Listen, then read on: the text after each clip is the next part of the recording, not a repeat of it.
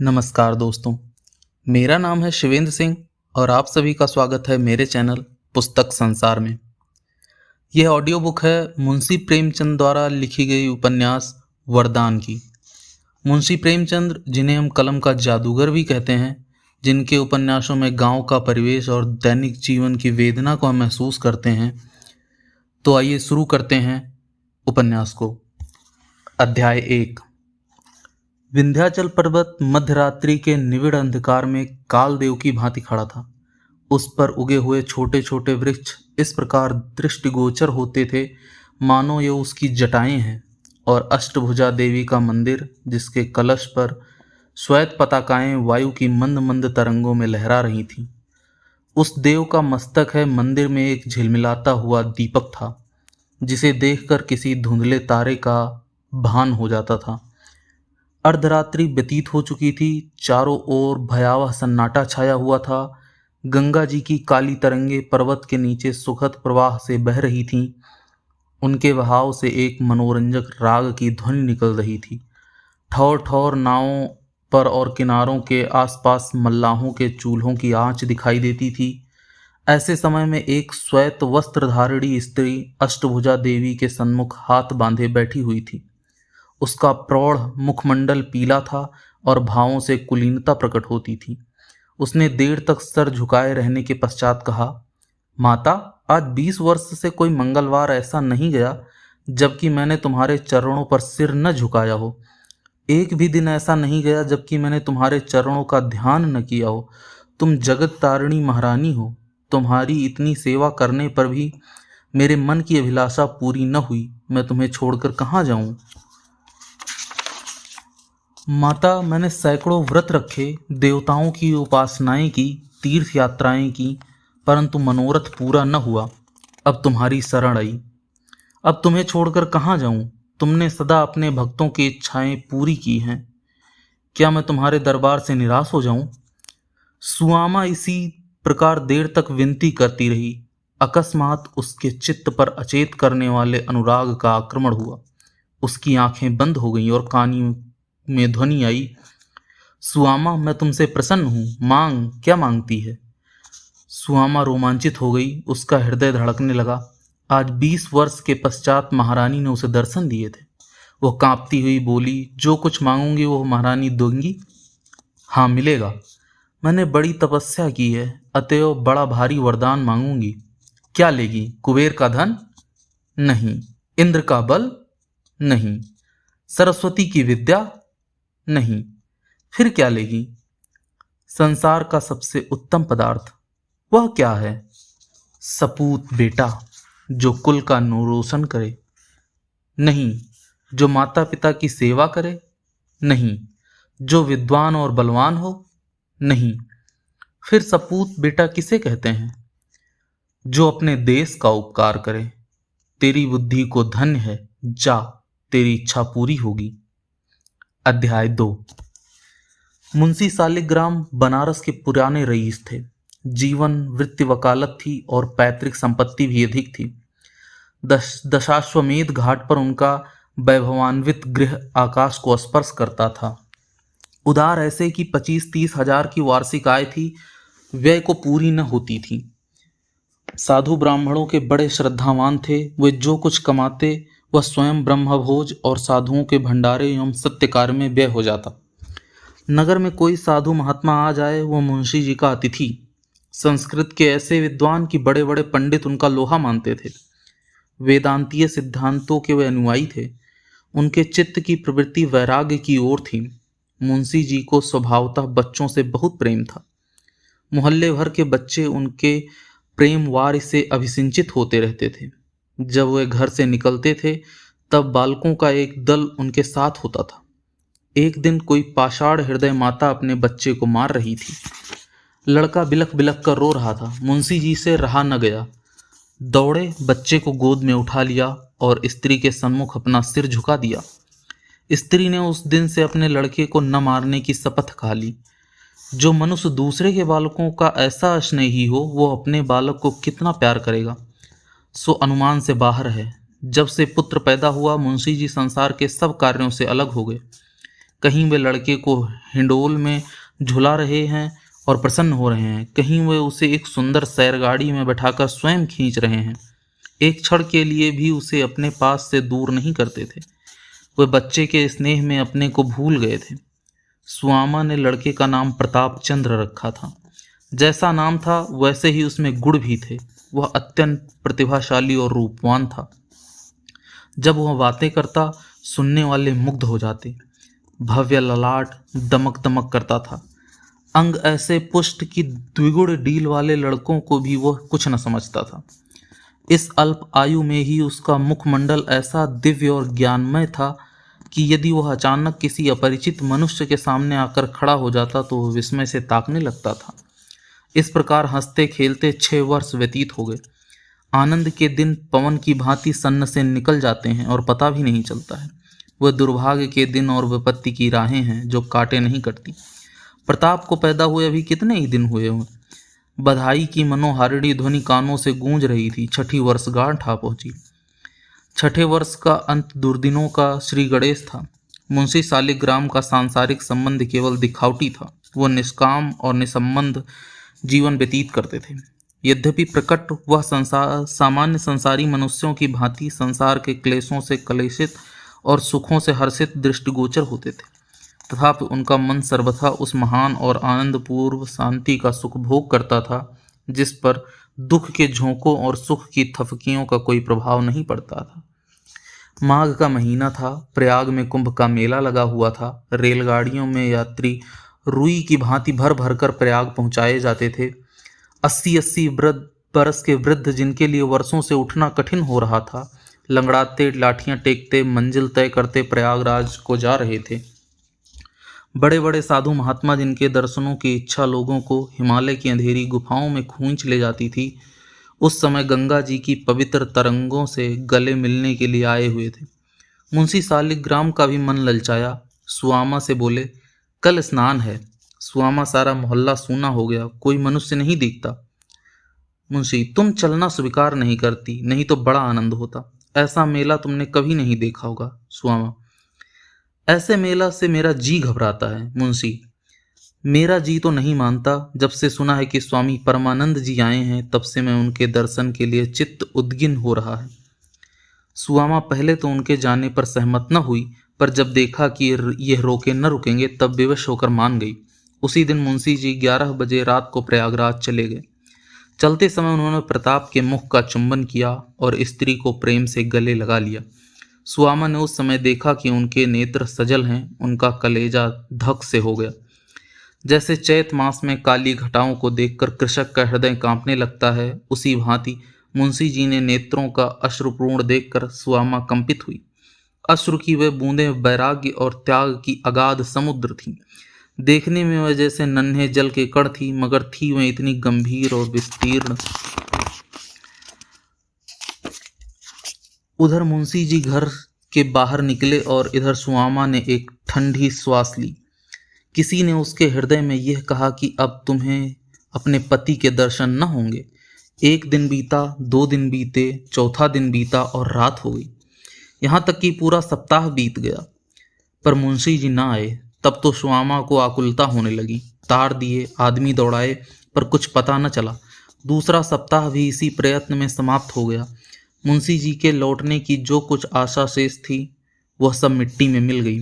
मुंशी जी का अदृश्य हो उनके कुटुंब मात्र के लिए ही नहीं, वरन सारे नगर के लिए एक शोकपूर्ण घटना थी। हाटों में, दुकानों पर, हथाइयों में, अर्थात चारों ओर वही वार्तालाप होता था। जो सुनता वही शोक करता। क्या धनी, क्या निर्धन, ये शोक सबको था।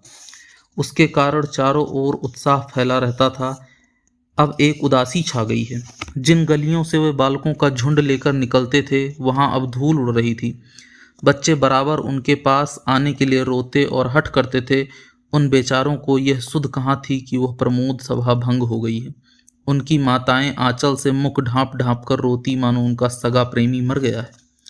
वैसे तो मुंशी जी के गुप्त हो जाने पर रोना सभी रोते थे, परंतु सबसे गाढ़े आंसू उन आढ़तियों और महाजनों के नेत्रों से गिरते थे जिनके लेने देने का लेखा अभी नहीं हुआ था।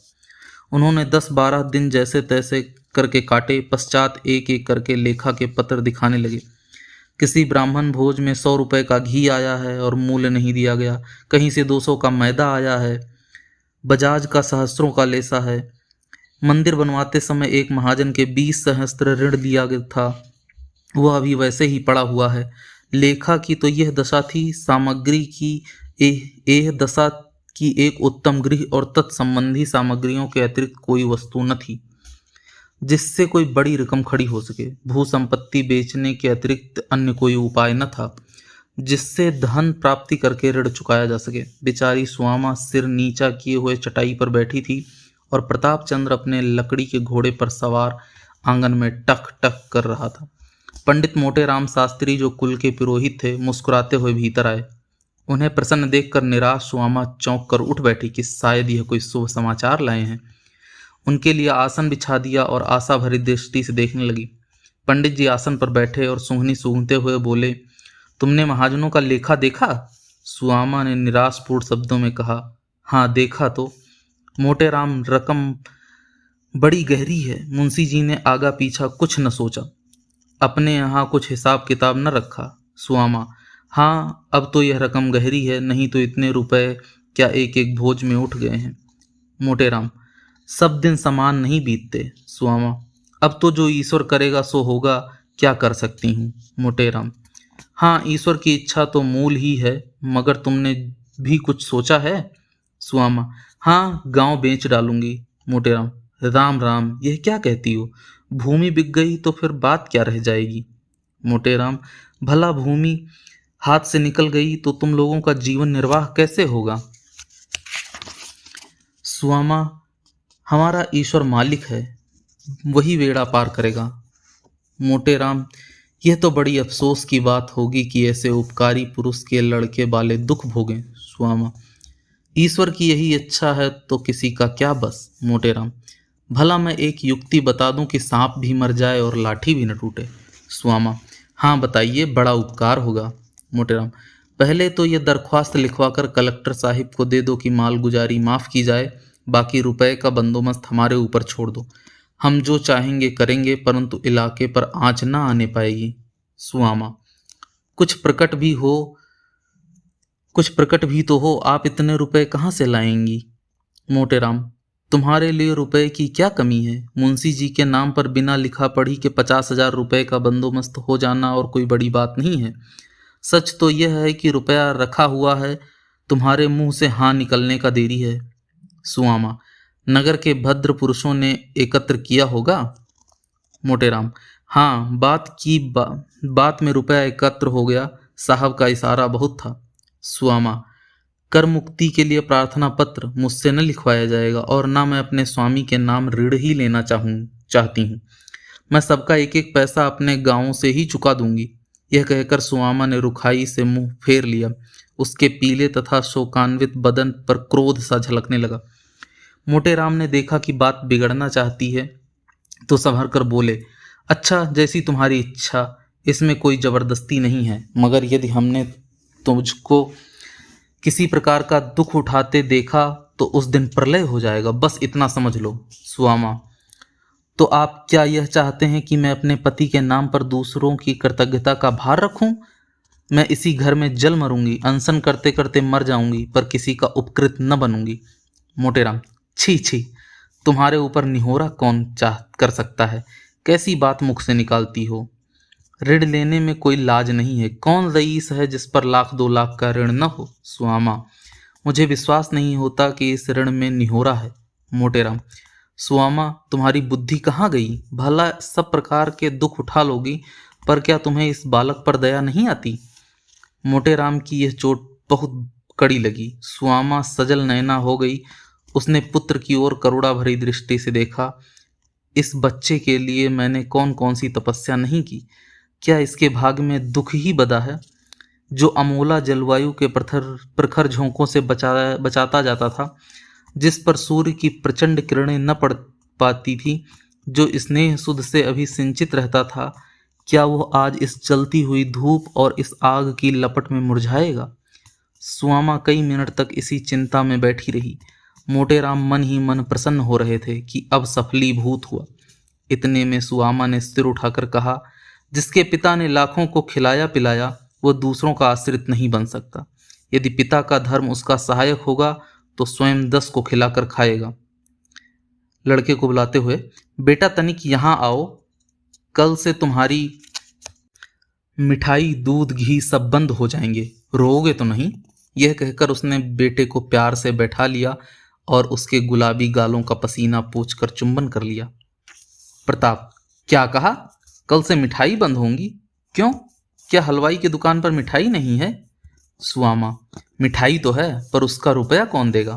प्रताप, हम बड़े होंगे तो उसको बहुत सा रुपया देंगे। चल टक टक, देख माँ कैसा तेज घोड़ा है। सुआमा की आंखों में फिर जल भर आया। हा हंत, इस सौंदर्य और सुकुमारता की मूर्ति पर अभी से दरिद्रता की आपत्तियां आ जाएंगी। नहीं नहीं, मैं स्वयं सब भोग लूंगी, परंतु अपने प्राण प्यारे बच्चे के ऊपर आपत्ति की परछाई तक ना आने दूंगी। माता तो यह सोच रही थी और प्रताप अपने हठी और मुंहजोर घोड़े पर चढ़ने में पूर्ण शक्ति से लीन हो रहा था। बच्चे मन के राजा होते हैं। अभिप्राय यह है कि मोटेराम ने बहुत जाल फैलाया, विविध प्रकार का वाक्चातुर्य दिखलाया, परंतु सुआमा ने एक बार नहीं करके हाँ न की। उसकी इस आत्मरक्षा का समाचार जिसने सुना, धन्य धन्य कहा। लोगों के मन में उसकी प्रतिष्ठा दूनी हो गई। उसने वही किया जो ऐसे संतोषपूर्ण और उदार हृदय मनुष्य की स्त्री के लिए करना उचित था। इसके 15वें दिन इलाका नीलामी पर चढ़ा। 50,000 सहस्त्र प्राप्त हुए। कुल ऋण चुका दिया गया। घर का अनावश्यक सामान बेच दिया गया। मकान में भी सुआमा ने भीतर में ऊंची ऊंची दीवार खिंचवा कर 2 अलग अलग खंड कर दिए। एक में आप रहने लगी और दूसरे भाड़े पर उठा दिया। अध्याय 3। मुंशी संजीवन लाल, जिन्होंने सुआमा का घर भाड़े पर लिया था, बड़े विचारशील मनुष्य थे। पहले एक प्रतिष्ठित पद पर नियुक्त थे, किंतु अपनी स्वतंत्र इच्छा के कारण अफसरों को प्रसन्न न रख सके। यहाँ तक कि उनकी रुष्टता से विवश होकर इस्तीफा दे दिया। नौकर के समय में कुछ पूंजी एकत्र कर ली थी, इसलिए नौकरी छोड़ते ही वह ठेकेदारी की ओर प्रवृत्त हुए और उन्होंने परिश्रम द्वारा अल्पकाल में ही अच्छी संपत्ति बना ली। इस समय उनकी आय 400-500 मासिक से कम न थी। उन्होंने कुछ ऐसी अनुभवशालिनी बुद्धि पाई थी कि जिस कार्य में हाथ डालते उसमें लाभ छोड़ हानि न होती थी। मुंशी संजीवन लाल का कुटुंब बड़ा न था। संतानें तो ईश्वर ने कई दी, पर इस समय माता पिता के नयनों की पुतली केवल एक पुत्री ही थी। उसका नाम ब्रजरानी था। वही दंपत्ति का जीवनाश्रय थी। प्रताप चंद्र और ब्रजरानी में पहले ही दिन से मैत्री आरंभ हो गई। आधे घंटे में दोनों चिड़ियों की भांति चहकने लगे। विरजन ने अपनी गुड़ियों, खिलौने और बाजे दिखाए। प्रताप चंद्र ने अपनी किताबें, लेखनी और चित्र दिखाए। विरजन की माता सुशीला ने प्रताप चंद्र को गोद में ले लिया और प्यार किया। उस दिन से वह नित्य संध्या को आता और दोनों साथ साथ खेलते। ऐसा प्रतीत होता था कि दोनों भाई बहन हैं। सुशीला दोनों बालकों को गोद में बैठाती और प्यार करती। घंटों टकटकी लगाए दोनों बच्चों को देखा करती। बिरजन भी कभी कभी प्रताप के घर जाती। विपत्ति की मारी सुआमा उसे देखकर अपना दुख भूल जाती, छाती से लगा लेती और उसकी भोली भोली बातें सुनकर अपना मन बहलाती। एक दिन मुंशी संजीवन लाल बाहर से आए तो क्या देखते हैं कि प्रताप और विरजन दोनों दफ्तर में कुर्सियों पर बैठे हैं। प्रताप कोई पुस्तक पढ़ रहा है और विरजन ध्यान लगाए सुन रही है। दोनों ने ज्यों ही मुंशी जी को देखा उठ खड़े हुए। विरजन तो दौड़कर पिता की गोद में जा बैठी और प्रताप सिर नीचा करके एक और खड़ा हो गया। कैसा गुणवान बालक है। आयु अभी 8 वर्ष से अधिक न थी, परंतु लक्षण से भावी प्रतिभा झलक रही थी। दिव्य मुखमंडल, पतले पतले लाल लाल अधर, तीव्र चितवन, काले काले भ्रमर के समान बाल, उस पर स्वच्छ कपड़े। मुंशी जी ने कहा, यहाँ आओ प्रताप। प्रताप धीरे हुए हिचकिचाता सकुचाता समीप आया। मुंशी जी ने पितृवत प्रेम से उसे गोद में बैठा लिया और पूछा, तुम अभी कौन सी किताब पढ़ रहे थे? प्रताप बोलने को ही था कि विरजन बोल उठी, बाबा अच्छी अच्छी कहानियां थीं। क्यों बाबा, क्या पहले चिड़िया भी हमारी भांति बोला करती थी? मुंशी जी मुस्कुराकर बोले, हाँ वो खूब बोलती थी। अभी उनके मुंह से पूरी बात भी न निकलने पाई थी कि प्रताप, जिसका संकोच अब गायब हो चला था, बोला, नहीं विरजन, तुम्हें भुलाते हैं, ये कहानियां तो बनाई हुई हैं। मुंशी जी इस निर्भीकतापूर्ण खंडन पर खूब हंसे। अब तो प्रताप तोते की भांति चहकने लगा। स्कूल इतना बड़ा है कि नगर भर के लोग उसमें बैठ जाएं। दीवारें इतनी ऊंची हैं जैसे ताड़। बलदेव प्रसाद ने जो गेंद में हिट लगाई थी तो वो आकाश में चला गया। बड़े मास्टर साहब की मेज पर हरी हरी बनात बिछी हुई है। इस पर फूलों से भरे गिलास रखे हैं। गंगा जी का पानी नीला है, ऐसे जोर से बहता है कि बीच में पहाड़ भी आ जाए तो बह जाए। वहाँ एक साधु बाबा हैं। रेल दौड़ती है सन सन, उसका इंजन बोलता है झक झक। इंजन में भाप होती है, उसी के जोर से गाड़ी चलती है। गाड़ी के साथ पेड़ भी दौड़ते दिखाई देते हैं। इस भांति कितनी ही बातें प्रताप ने अपनी भोली भाली बोली में कही। बिरजन चित्र की भांति चुपचाप बैठी सुन रही थी। रेल पर वह भी 2-3 बार सवार हुई थी, परंतु उसे आज तक यह ज्ञात न था कि उसे किसने बनाया और वो क्यों कर चलती है। 2 बार उसने गुरुजी से प्रश्न किया भी था, परंतु उन्होंने यह कहकर टाल दिया कि बच्चा, ईश्वर की महिमा अपरंपार है। विरजन ने भी समझ लिया कि ईश्वर की महिमा कोई बड़ा और भारी और बलवान घोड़ा है जो इतनी गाड़ियों को सन सन खींचे लिए जाता है। जब प्रताप चुप हुआ तो बिरजन ने पिता के गले हाथ डालकर कहा, बाबा, हम भी प्रताप की किताब पढ़ेंगे। मुंशी जी, बेटी, तुम तो संस्कृत पढ़ती हो, यह तो भाषा है। बिरजन, तो मैं भी भाषा ही पढ़ूंगी। इसमें कैसी अच्छी अच्छी कहानियां हैं। मेरे किताब में तो कहानी भी नहीं है। क्यों बाबा, पढ़ना किसे कहते हैं? मुंशी जी बंगले झांकने लगे। उन्होंने आज तक आप ही कभी ध्यान नहीं दिया था कि पढ़ना क्या वस्तु है। अभी वे माथा ही खुजला रहे थे कि प्रताप बोल उठा, मुझे पढ़ते देखा, उसी को पढ़ना कहते हैं। विरजन, क्या मैं नहीं पढ़ती? मेरे पढ़ने को पढ़ना नहीं कहते? विरजन सिद्धांत कौमुदी पढ़ रही थी। प्रताप ने कहा, तुम तोते की भांति रटती हो। अध्याय 4। कुछ साल से सुआमा ने द्रव्याभाव के कारण महाराजिन, कहार और 2 महारियों को जवाब दे दिया था, क्योंकि अब न तो उनकी कोई आवश्यकता थी और न उनका व्यय ही संभलता था। केवल एक बुढ़िया महरी शेष रह गई थी। ऊपर का कामकाज वह करती, रसोई सुआमा स्वयं बना लेती, परंतु उस बेचारी को ऐसे कठिन परिश्रम का अभ्यास तो कभी भी नहीं था। थोड़ी ही दिनों में उसे थकान के कारण रात को कुछ ज्वर रहने लगा।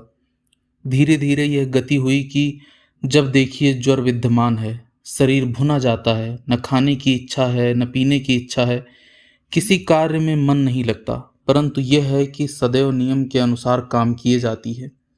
जब तक प्रताप घर रहता है तब तक वह मुखाकृति को तनिक भी मलिन नहीं होने देती, परंतु ज्यों ही वह स्कूल चला जाता है त्यों ही वह चादर ओढ़कर पड़ी रहती है। दिन दिन भर पड़े पड़े कराहे करती है, परंतु बुद्धिमान लड़का था। माता की दशा प्रतिदिन बिगड़ती हुई देखकर ताड़ गया कि वह बीमार है। एक दिन स्कूल से लौटा तो सीधा अपने घर गया। बेटे को देखते ही सुआमा उठ बैठने का प्रयत्न किया, पर निर्बलता के कारण मूर्छा आ गई और हाथ पांव अकड़ गए। प्रताप ने उसे संभाला और उसकी ओर भर्त्सना की दृष्टि से देखकर कहा, अम्मा, तुम आजकल बीमार हो क्या? इतनी दुबली क्यों हो गई हो? देखो तुम्हारा शरीर कितना गर्म है, हाथ नहीं रखा जाता। सुआमा ने हंसने का उद्योग किया। अपनी बीमारी का परिचय देकर बेटे को कैसे कष्ट दे, यह निष्प्रसा और निस्वार्थ प्रेम की पराकाष्ठा है। स्वर को हल्का करके बोली, नहीं बेटा, बीमार तो नहीं हूं, आज कुछ ज्वर हो गया आया है, संध्या तक चंगी हो जाऊंगी। अलमारी में हलवा रखा है, निकाल लो। नहीं, तुम आओ बैठो, मैं ही निकाल देती हूँ। प्रताप, माता, तुम मुझको बहाना करती हो, तुम अवश्य बीमार हो। एक दिन में कोई इतना दुर्बल हो जाता है? सुआमा हंसकर, क्या तुम्हारे देखने में मैं दुबली हो गई हूँ? मुझे तो नहीं जान पड़ता। प्रताप, मैं डॉक्टर साहब के पास जाता हूँ। सुआमा प्रताप का हाथ पकड़कर, तुम क्या जानो कि वे कहाँ रहते हैं? प्रताप, पूछते पूछते चला जाऊंगा।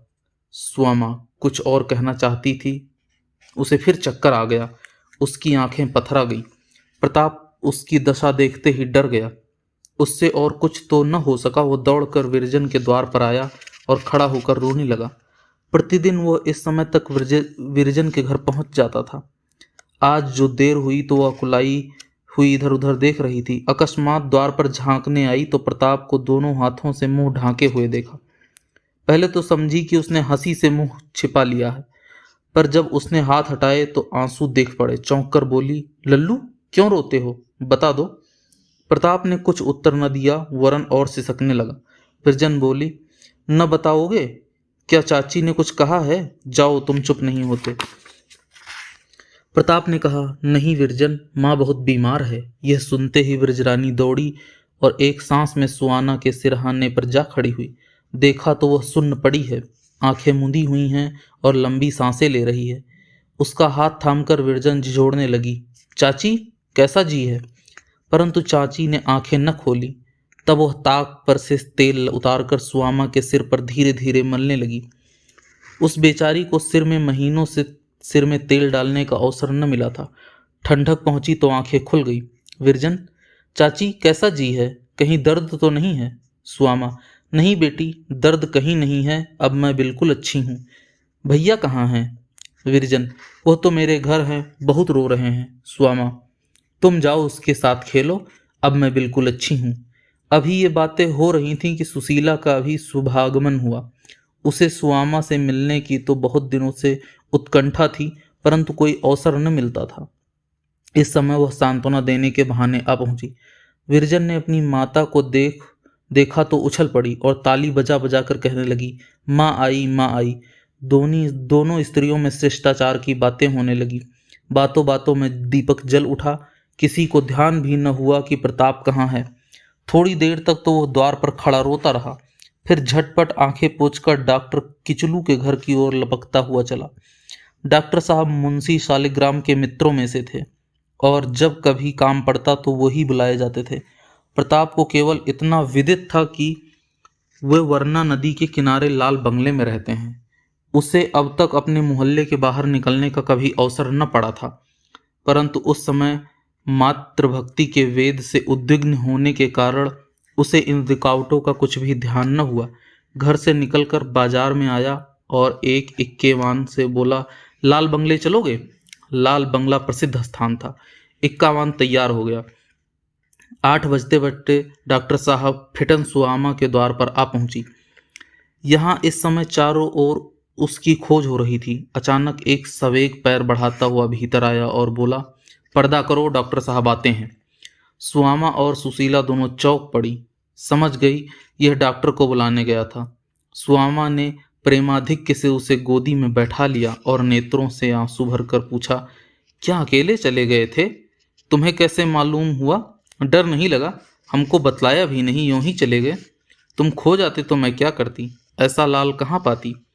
यह कहकर उसने बेटे को बार बार चूम लिया। प्रताप इतना प्रसन्न था मानो परीक्षा में उत्तीर्ण हो गया है। थोड़ी देर में पर्दा हुआ और डॉक्टर साहब आए। उन्होंने सुआमा की नाड़ी देखी और सांत्वना दी। वे प्रताप को गोद में बैठाकर बातें करते रहे। औषध साथ लेते आए थे। उसे पिलाने की सम्मति देकर 9 बजे बंगले को लौट गए, परंतु जीर्ण ज्वर था, अतएव पूरे मास भर सुआमा को कड़वी कड़वी औषधियाँ खानी पड़ी। डॉक्टर साहब दोनों वक्त आते और ऐसी कृपा और ध्यान रखते मानो सुआमा उनकी बहन है। एक बार सुआमा ने डरते डरते फीस के रुपए एक पात्र में रखकर डॉक्टर सामने रखे, पर डॉक्टर साहब ने उसे हाथ तक न लगाया। केवल इतना कहा, इन्हें मेरी ओर से प्रताप को दे दीजिएगा, यह पैदल स्कूल जाता है, पैरगाड़ी मोल ले लेगा। विरजन और उसकी माता दोनों सुआमा की शुश्रूषा के लिए उपस्थित रहती। माता चाहे विलंब भी कर जाए, परंतु विरजन वहाँ से एक क्षण के लिए भी न टलती। दवा पिलाती, पानी देती। जब सुआमा का जी अच्छा होता तो वो भोली भोली बातों द्वारा उसका मन बहलाती। खेलना कूदना सब छूट गया। जब सुआमा बहुत हठ करती तो प्रताप के संग बाग में खेलने चली जाती। दीपक जलते ही फिर आ बैठती और जब तक निद्रा के मारे झुक झुक न पड़ती तो वहाँ से उठने का नाम न लेती, वरन प्रायः वहीं सो जाती। रात को नौकर गोद में उठाकर घर ले जाता, न जाने उसे कौन सी धुन सवार हो गई थी। एक दिन व्रजरानी सुआमा के सिरहाने बैठी पंखा झल रही थी, न जाने किस ध्यान में मग्न थी। आंखें दीवार की ओर लगी हुई थी और जिस प्रकार वृक्षों पर कौमुदी लहराती है, उसी भांति भीनी भीनी मुस्कान उसके अधरों पर लहरा रही थी। उसे कुछ भी ध्यान न था कि चाची मेरी ओर देख रही हैं। अचानक उसके हाथ से पंखा छूट पड़ा। ज्यों ही वह उसको उठाने के लिए झुकी कि सुआमा ने उसे गले लगा लिया और पुचकार कर पूछा, विरजन सत्य कहो, तुम अभी क्या सोच रही थी? विरजन ने माथा झुका लिया और कुछ लज्जित होकर कहा, कुछ नहीं, तुमको न बतलाऊंगी। सुआमा, मेरी अच्छी विरजन, बता दो क्या सोचती थी? विरजन लजाते हुए, सोचती थी जाओ हंसो मत, न बतलाऊंगी। सुआमा, अच्छा ले, न हंसूंगी, बताओ। ले, यही तो अब अच्छा नहीं लगता, फिर मैं आंखें मूंद लूंगी। विरजन, किसी से कहोगी तो नहीं? सुआमा, नहीं, किसी से न कहूंगी। विरजन, सोचती थी कि जब प्रताप से मेरा विवाह हो जाएगा तब बड़े आनंद से रहूंगी। सुआमा ने उसे छाती से लगा लिया और कहा, बेटी, वो तो तेरा भाई है। विरजन, हाँ भाई है, मैं जान गई। तुम मुझे बहू न बनाओगी? सुआमा, आज लल्लू को आने दो, उससे पूछूं, देखूं क्या कहता है। विरजन, नहीं नहीं, उनसे न कहना, मैं तुम्हारे पैरों पड़ूं। सुआमा, मैं तो कह दूंगी। विरजन, तुम्हें हमारी कसम, उनसे न कहना। अध्याय 5। दिन जाते देर नहीं लगती। 2 वर्ष व्यतीत हो गए। पंडित मोटेराम नित्य प्रातःकाल आता और सिद्धांत कौमुदी पढ़ाते, परंतु जब उनका आना केवल नियम पालने के हेतु ही था, क्योंकि इस पुस्तक के पढ़ने में अब बिरजन का जी न लगता था। एक दिन मुंशी जी इंजीनियर के दफ्तर से आए, कमरे में बैठे थे। नौकर जूते का फीता खोल रहा था कि रधिया महरी मुस्कुराती हुई घर से निकली और उनके हाथ में मुंह छाप लगा हुआ लिफाफा रखा मुंह फेर हंसने लगी। सिरना पर लिखा हुआ था, श्रीमान बाबा साहब की सेवा में प्राप्त हो। मुंशी, अरे तू किसका लिफाफा ले आई? यह मेरा नहीं है। महरी, सरकार का ही तो है, खोलें तो आप। मुंशी, किसने दिया? कोई आदमी बाहर से आया था क्या? महरी मुस्कुराते हुए बोली, आप खोलेंगे तो पता चल जाएगा। मुंशी जी ने विस्मित होकर लिफाफा खोला। उसमें से जो पत्र निकला उसमें यह लिखा हुआ था, बाबा को विरजन का प्रणाम और पालागन पहुँचे। यहाँ आपकी कृपा से कुशल मंगल है। आपका कुशल श्री विश्वनाथ जी से सदा मनाया करती हूँ। मैंने प्रताप से भाषा सीख ली। वह स्कूल से आकर संध्या को मुझे नित्य पढ़ाते हैं। अब आप हमारे लिए अच्छी अच्छी पुस्तकें लाइए, क्योंकि पढ़ना ही जीवन का सुख है और विद्या अमूल्य वस्तु है। वेद पुराण में इसका महात्म्य लिखा है। मनुष्य को चाहिए कि विद्या धन तन मन से एकत्र करे।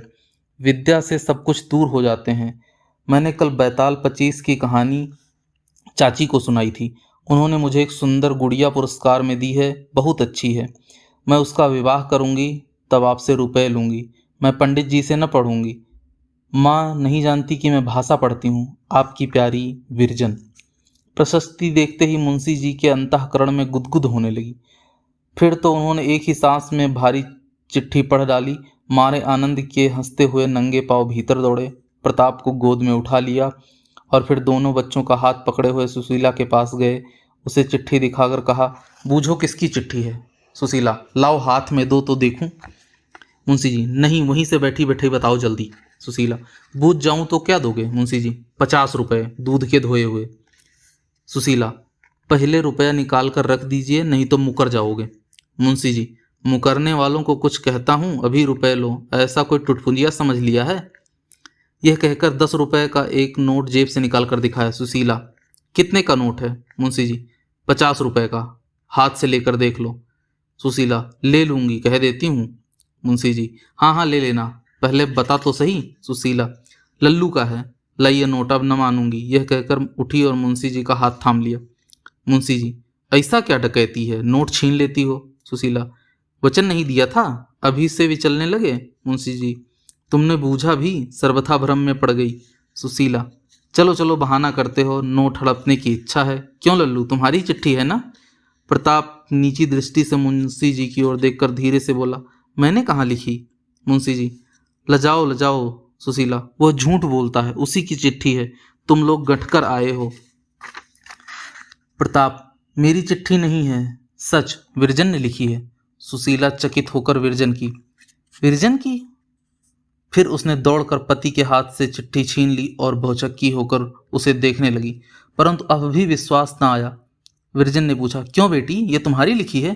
विरजन ने सिर झुकाकर कहा, हाँ। यह सुनते ही माता ने उसे कंठ से लगा लिया। अब आज से विरजन की यह दशा हो गई कि जब देखिए लेखनी लिए हुए पन्ने काले कर रही है। घर के धंधों से तो उस पहले ही कुछ प्रयोजन न था, लिखना सीख जाना सोने में सुहागा हो गया। माता उसकी तल्लीनता देख देख कर प्रमुदित होती। पिता हर्ष से फूला न समाता, नित्य नवीन पुस्तकें लाता और विरजन सयानी होगी तो कभी पढ़ेगी। यदि कभी वो अपने पांव धो लेती, यह भोजन करके अपने ही हाथ धोने लगती, तो माता महरियों पर बहुत क्रुद्ध होती। आंखें फूट गई हैं, चर्बी छा गई है, वो अपने हाथ से पानी उड़ेल रही है और तुम खड़ी मुंह ताकती हो। इस प्रकार काल बीतता चला गया। विरजन का 12वां वर्ष पूर्ण हुआ, परंतु अभी तक उसे चावल उबालना तक ना आता था। चूल्हे के सामने बैठने का कभी अवसर ही ना आया। सुआमा ने एक दिन उसकी माता से कहा, बहन विरजन सयानी हो गई है, क्या तुम कुछ गुण ढंग सिखलाओगी? सुशीला, क्या कहूँ, जी तो चाहता है कि लग्गा लगाऊं, परंतु कुछ सोचकर रुक जाती हूँ। सुआमा, क्या सोचकर रुक जाती हो? सुशीला, कुछ नहीं, आलस आ जाता है। सुआमा, तो यह काम मुझे सौंप दो। मुझे भोजन बनाना स्त्रियों के लिए सबसे आवश्यक बात है। सुशीला, अभी चूल्हे के सामने उससे बैठा न जाएगा। सुआमा, काम करने से ही आता है। सुशीला झेंपते हुए, फूल से गाल कुम्हला जाएंगे। सुआमा हंसकर, बिना फूल के मुरझाए कहीं फल लगते हैं? दूसरे दिन विरजन से भोजन बनाने लगी। पहले 10-5 दिन उसे चूल्हे के सामने बैठने में बड़ा कष्ट हुआ। आग न जलती, फूंकने लगती तो नेत्रों से जल बहता, वह बूटी की भांति लाल हो जाते। चिंगारियों से कई रेशमी साड़ियाँ सत्यानाश हो गई, हाथों में छाले पड़ गए, परंतु क्रमशः सारे क्लेश दूर हो गए। सुआमा ऐसी सुशीला स्त्री थी कि सभी कभी रुष्ट न होती, प्रतिदिन उसे पुचकार कर काम में लगाए रहती। अभी विरजन को भोजन बनाते 2 मास से अधिक न हुए होंगे। एक दिन उसने प्रताप से कहा, लल्लू, मुझे भोजन बनाना आ गया। प्रताप, सच? विरजन, कल चाची ने मेरा भोजन किया था, बहुत प्रसन्न हुई। प्रताप, तो भाई एक दिन मुझे भी न्योता दो। विरजन ने प्रसन्न होकर कहा, अच्छा कल। दूसरे दिन 9 बजे विरजन ने प्रताप को भोजन करने के लिए बुलाया। उसने जाकर देखा तो चौका लगा हुआ है, नवीन मिट्टी की मीठी मीठी सुगंध आ रही है, आसन स्वच्छता से बिछा हुआ है और एक थाली में चावल और चपातियां हैं, दाल और तरकारियां अलग अलग कटोरियों में रखी हुई हैं, लोटा और गिलास पानी से भरे हुए रखे हैं। यह स्वच्छता और ढंग देखकर प्रताप सीधा मुंशी संजीवन लाल के पास गया और उन्हें लाकर चौके के सामने खड़ा कर दिया। मुंशी जी खुशी से उछल पड़े, चट कपड़े उतार, हाथ पैर धो प्रताप के साथ चौके में जा बैठे। बेचारी विरजन क्या जानती थी कि महासन भी बिना बुलाए पहुने हो जाएंगे। उसने केवल प्रताप के लिए भोजन बनाया था। वह उस दिन बहुत लजाई और दबी आंखों से माता की ओर देखने लगी। सुशीला ताड़ गई, मुस्कुराकर मुंशी जी से बोली, तुम्हारे लिए अलग भोजन बना है, लड़कों के बीच में क्या जाके कूद पड़े। विरजरानी ने लजाते हुए 2 थालियों में थोड़ा थोड़ा भोजन परोसा। मुंशी जी, विरजन ने चपातियाँ अच्छी बनाई हैं, नरम, स्वायत्त और मीठी। प्रताप, चावल देखिए, छिटक दो और चुन लो। मुंशी जी, मैंने ऐसी चपातियाँ कभी नहीं खाई। सालन बहुत स्वादिष्ट है। विरजन, चाचा को शोरबेदार आलू दो। यह कहकर प्रताप हंसने लगा। विरजन ने लजाकर सिर नीचे कर लिया, पतीली शुष्क हो रही थी। सुशीला पति से, अब उठोगे भी? सारी रसोई चट कर गए तो अभी भी अड़े बैठे हो। मुंशी जी, क्या तुम्हारी लार टपक रही है? निदान दोनों रसोई की इस्त्री करके उठे। मुंशी जी ने उसी समय एक मोहर निकालकर विरजन को पुरस्कार में दी। 5वां अध्याय समाप्त। दोस्तों, अध्याय 6 अगले भाग में पढ़ेंगे। तब तक के लिए नमस्कार। चैनल को सब्सक्राइब करें, लाइक करें। धन्यवाद।